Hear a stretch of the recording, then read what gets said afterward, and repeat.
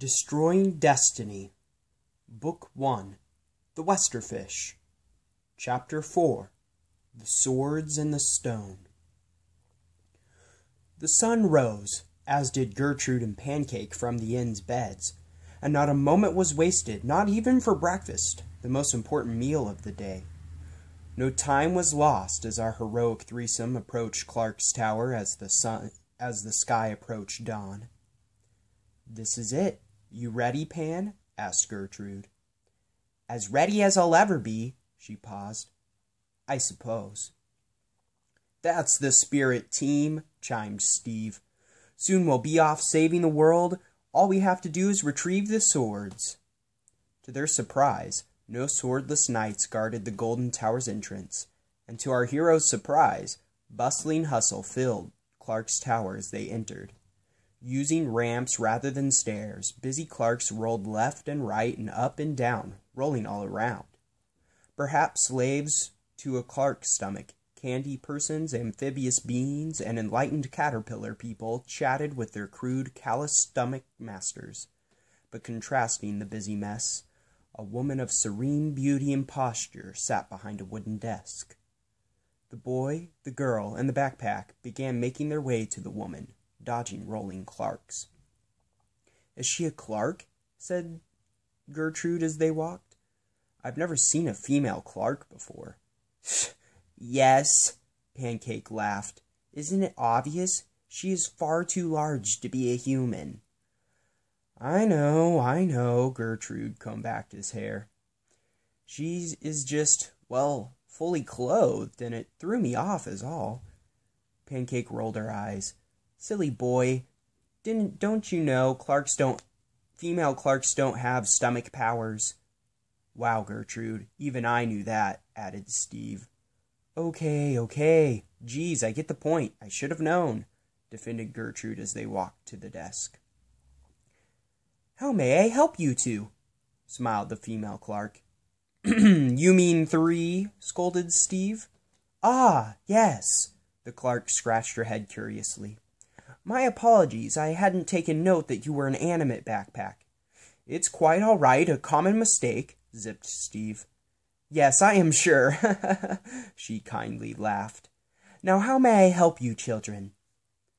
Gertrude returned a smile. "Yes, Farisa, your name tag says. We have an appointment with Emperor Dad."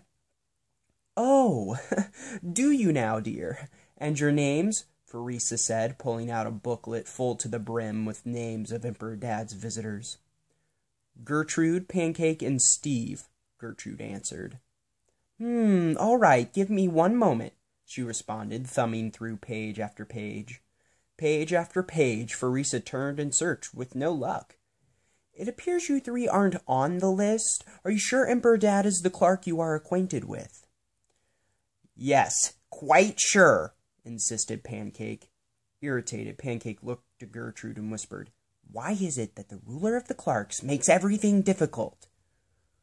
Putting his finger to his chin, Gertrude addressed the she-Clark. "Perhaps he gave you a different title or name regarding us 3? Is that possible?" Leaning in, Farisa grimaced and whispered, "Yes, that is quite possible. To be honest, I am unsure of our ruler's sanity, but Aunt Empress Mom sure seems to like him, so maybe there's more to him that meets the eye."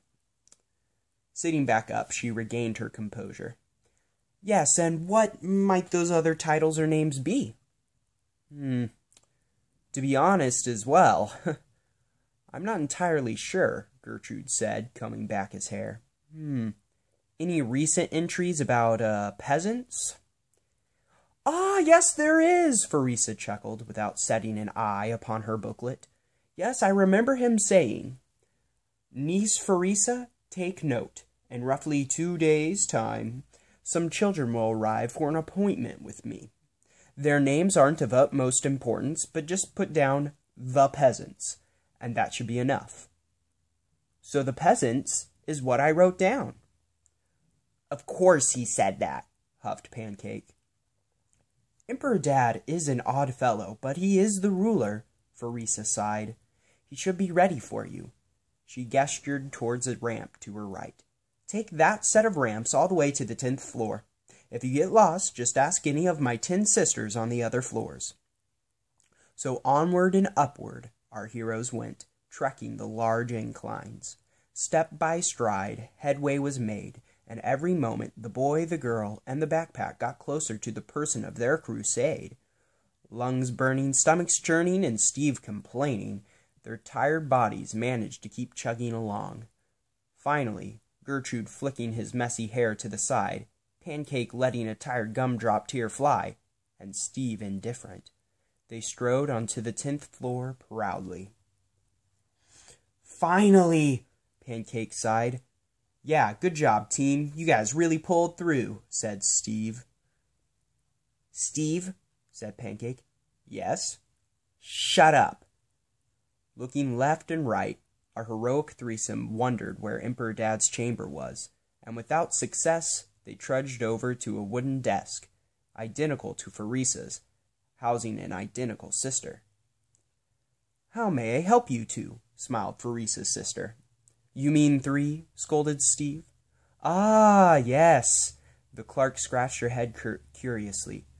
"My apologies, I hadn't taken note that you were an animate backpack." "It's quite all right, a common mistake. Your sister said the same thing," zipped Steve. "Yes, I am sure, we are quite alike," she kindly laughed. "Now how may I help you, children?" Reading her name tag, Gertrude answered, "Forey, we are looking for Emperor Dad's chamber." "Oh, you are the peasants my sister sent up, yes?" "Yes, ma'am." "I hate to inform you, but Emperor Dad actually returned a few moments ago from an outing. He is on the 1st floor, waiting for you." Forey shrugged. "I guess Pharisa forgot he left." Throwing her hands in the air and letting loose some cinnamon, Pancake gasped. "Really? We have to go all the way back down? Ridiculous."